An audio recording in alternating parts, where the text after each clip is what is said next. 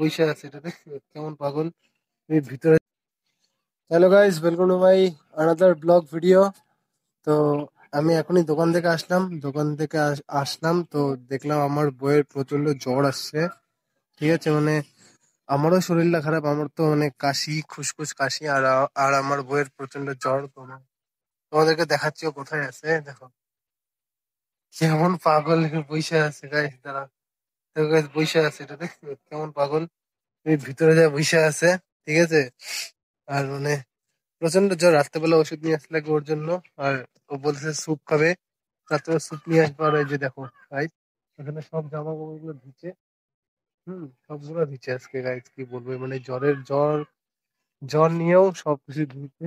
এই দেখো তোলা টোলা আনতে যাচ্ছে, মানে কি বলবো গাইস, আমাদের দুজনেরই প্রচন্ড শরীর খারাপ, বুঝছো। আর তোমরা তো জানোই আমার ফোনটা একদম নষ্ট হয়ে গেছে, আমার ফোনে এখন কোনো কাজেই লাগে না আমার ফোনটা। কি বলবো গাইস, আর মানে ফোনটা ঠিক করতে করতে অনেকদিন সময় লাগবে গাইস। তো 1 মাস পর ফোনটা ঠিক করব। 1 মাস আমি আমার বইয়ের ফোন দিয়ে আমি ব্লগ ভিডিও আপলোড করব, ঠিক আছে। তো এই ফোনের ক্যামেরা কোয়ালিটি এতটাও ভালো না। হ্যাঁ, আর হচ্ছে তোমরা প্লিজ কিছু মনে করো না। আর হচ্ছে আমি যে থাম্বনেলটা লাগাই ব্লগ ভিডিওতে, তো এটাও এই ফোন দিয়েই ফটো তুলে নেই। তো থাম্বনেলের কোয়ালিটিটা অনেক খারাপ হয়ে যায়। তোমরা কিছু মনে মনে করো না।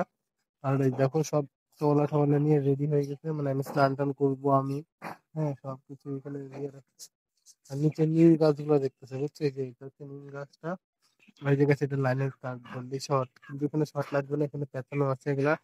আর আমার গাইস হাতটা দেখো, এখানে হাতে মানে প্রচন্ড ময়লা জমে গেছে আমার হাতে, বুঝছো।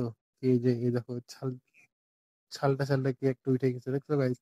মানে এটা আরো 7 দিন লাগবে এটা খুলতে, মানে হাতটা তো কেমন ফুলে গেছে গাইস, কি বলবো, আর কিছু বলার মতন জায়গা নেই, বলো। আর আমার ও বলছে কিছু খাবে, ওকে বলছে আমি রাত্রেবেলা এনে দেবো, তুমি যেটা খাবা সেটা এনে দেবো রাত্রেবেলা। মানে এতক্ষণ শুয়েছিল ঘরে, আমি আসলাম তারপরে ছাদে নিয়ে আসলাম ওকে।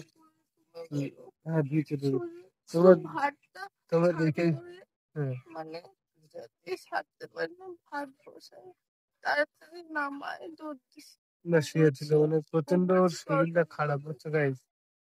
তোমার মা বলছো তরকারি প্রথম ভাত করছি, ঠিক আছে গাইস, দেখো, সবজি করছি, আইসে বসে করতেছি। ঠিক আছে। মানে তোমার কথা শুনেই বুঝতে পারলাম গাইস, মানে শরীরটা কতটা খারাপ।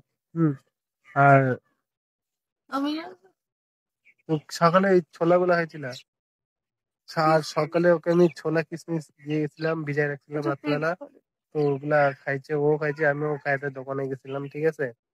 তো উম, উম, তো গাছ দেখো কিছু মনে করো না গাছ, ঠিক আছে, ওর শরীরটা খারাপ। হ্যাঁ, তো কি, বেশি তো ওষুধ খাই। হ্যাঁ, ওষুধ রাত্রেবেলা গাছ ওকে ওষুধ এনে দিলে চলে। কিন্তু আমি বাড়ি থেকে যখন যাই ওর কিছু জানি আমার জন্য খাবার কিডনি এসে গেছে, আর খাওয়া নিয়ে এসে আমি রাত্রে নিবো, তুমি চিন্তা করো, রাত্রে ঠিক এনে দেবো, ঠিক আছে। হ্যাঁ, সর্দি ওষুধ। হ্যাঁ, আমারও তো সর্দি লাগছে গাইস, আমার তো কাশি তাও তো আমি ওকে তেল নইলে পায়ে টায়ে সব জায়গায় তেল টেল দেখে যায়। আগে ধরে কম।